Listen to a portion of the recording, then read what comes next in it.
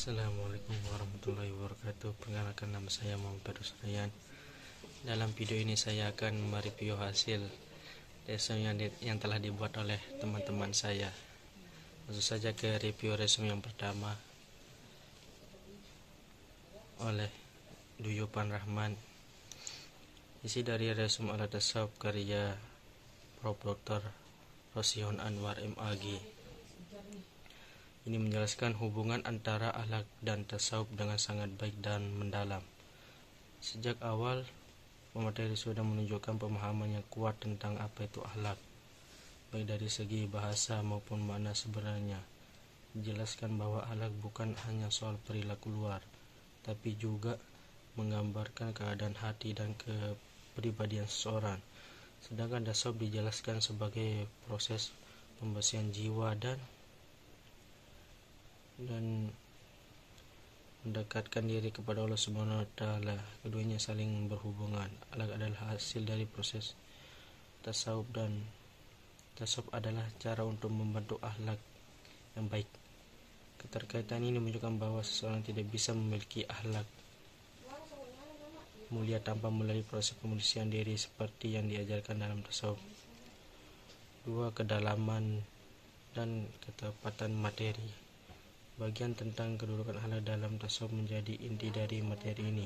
Jelaskan bahwa ukuran keberhasilan seorang sufi bukan dari banyaknya ibadah lahiriah, tapi dari seberapa baik akhlaknya dalam kehidupan sehari-hari. Dalam dan mencetus sisi spiritual ajaran Islam, pemateri juga menyusun dengan jelas beberapa prinsip penting dalam akhlak tasawuf, yaitu ikhlas dan tawadu, sabar dan syukur, zuhud dan waro', mahabbah dan tazkiyatun nas. Penjelasan tiap prinsip disertai makna dan contoh sikap yang bisa diterapkan dalam kehidupan sehari-hari. Inilah kelebihan besar dari materi ini, karena tidak hanya teori tetapi juga bisa ditetapkan secara nyata. 3. Relevansi dengan kehidupan sekarang. Bagian akhir membahas hubungan akhlak tasawuf dengan kehidupan modern. Sangat menarik, pemateri bisa menghubungkan ajaran tasawuf zaman dahulu dengan masalah moral di zaman sekarang, seperti gaya kehidupan berlebihan, sikap egois, dan lemahnya kepedulian sosial. Dalam materi ini, tasawuf dianggap sebagai solusi untuk mengatasi krisis moral dan batin di era modern. Nilai-nilai seperti ikhlas, sabar, rendah hati, kasih sayang, dan toleransi dijadikan pedoman agar manusia bisa hidup lebih damai dan seimbang antara dunia dan akhirat.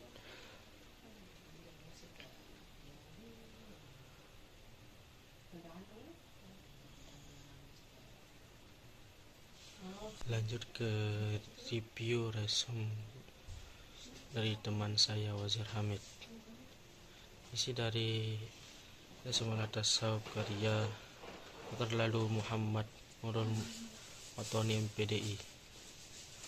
Materi ini menjelaskan dengan lengkap tentang moral sebagai bagian penting dalam ajaran akhlak dan tasawuf dalam Islam. Di awal dijelaskan bahwa kata moral berasal dari bahasa Latin mores, yang artinya adat atau kebiasaan. Seiring waktu, maknanya berkembang menjadi pedoman perilaku yang membedakan antara yang baik dan buruk, serta yang benar dan salah. Penjelasan ini memberikan pemahaman bahwa moral bukan hanya aturan dari luar, tapi juga nilai yang tumbuh di dalam hati manusia dan membentuk karakter seseorang. Isi materi ini juga menunjukkan bahwa moral tidak hanya tentang tindakan yang terlihat, tetapi juga melibatkan perasaan dan cara berpikir. Artinya seseorang bisa disebut bermoral jika tindakannya berasal dari kesadaran hati dan pemikiran yang baik. Bagian tentang kesadaran moral dan hati nurani juga sangat menarik, karena dijelaskan bahwa dorongan untuk berbuat baik harus datang dari dalam diri sendiri. Materi ini juga menyebutkan ada 3 hal yang penting dalam kesadaran moral, yaitu perasaan, rasionalitas, dan kebebasan. Di bagian ini bisa mengerti bahwa moral yang sejati adalah hasil dari keseimbangan antara hati, akal, dan kehendak manusia. Materi ini juga sangat relevan dengan kehidupan zaman sekarang. Di zaman modern seperti sekarang, banyak orang yang melupakan nilai moral karena pengaruh teknologi dan gaya hidup bebas. Karena itu, pembahasan tentang pentingnya hati nurani dan kesadaran moral sangat bermanfaat dalam pandangan ahli tasawuf. Moral bisa dianggap sebagai jalan menuju kesucian jiwa. Tasawuf sendiri mengajarkan agar manusia membersihkan hatinya dari sifat-sifat buruk seperti sombong, iri, dan dengki, serta menumbuhkan sifat baik seperti ikhlas, sabar, rendah hati, dan kasih sayang. Secara keseluruhan materi ini sudah tersusun rapi, mudah dipahami, dan memiliki makna yang dalam. Penyajian tentang langkah-langkah moral dalam kehidupan sehari-hari juga harus, karena membantu kita melihat bahwa moral bukan hanya teori tapi sesuatu yang harus dipraktikkan setiap hari, baik rumah, sekolah, kampus, maupun masyarakat. Lanjut ke review resume dari teman saya, Aulia Rahman. Resume ini membahas tentang pentingnya akhlak, karakter, etika, dan moral dalam dunia pendidikan. Tema ini sangat bagus karena seringkali pendidikannya menekankan nilai akademik, sementara nilai moral dan budi pekerti kurang diperhatikan. Pemateri berusaha menunjukkan bahwa keberhasilan seorang bukan hanya dari kepintarannya, tetapi juga dari akhlaknya. Pendidikan sejati adalah yang bisa membentuk manusia menjadi pintar dan juga berperilaku baik. Pemateri memahami bahwa akhlak dan moral adalah bagian penting dari pembentukan kepribadian. Hal ini sejalan dengan ajaran Islam dan tujuan pendidikan nasional, yaitu menciptakan manusia beriman, bertakwa, dan berakhlak mulia. Pemateri menjelaskan dengan cukup jelas tentang pengertian akhlak, moral, etika, dan karakter.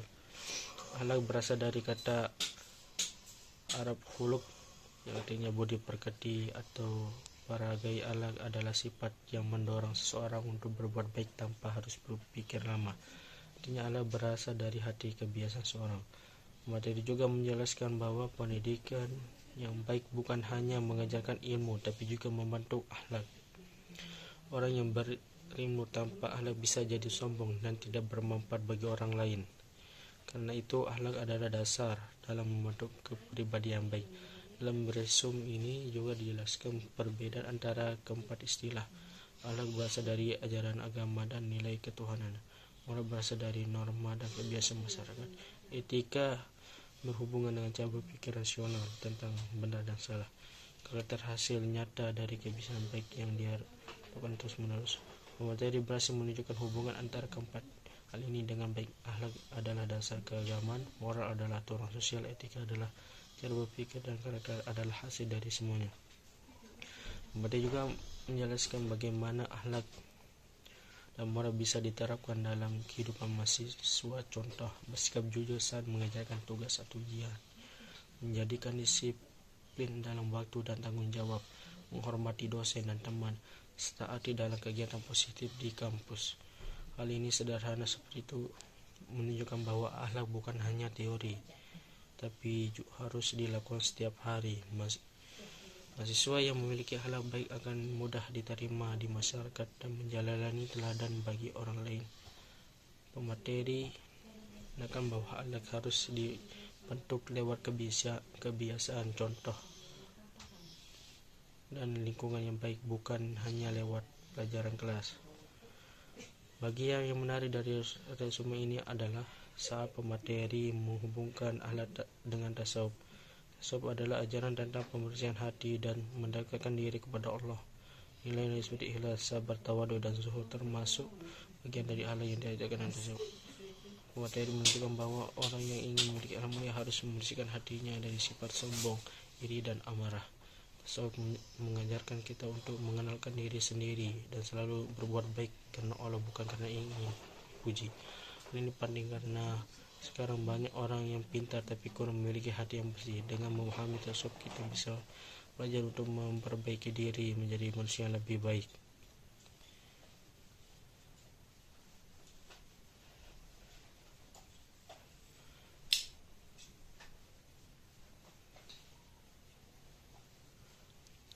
Secara keseluruhan, resume ini sangat baik. Pemateri mampu menjelaskan konsep akhlak, moral, etika, karakter dengan bahasa yang mudah dimengerti. Selain itu, pemateri juga bisa menghubungkan teori dengan kehidupan nyata, terutama lingkungan mahasiswa. Resume ini juga memiliki nilai spiritual yang kuat karena mengaitkan akhlak dengan ajaran tasawuf. Itu saja dari saya. Assalamualaikum warahmatullahi wabarakatuh.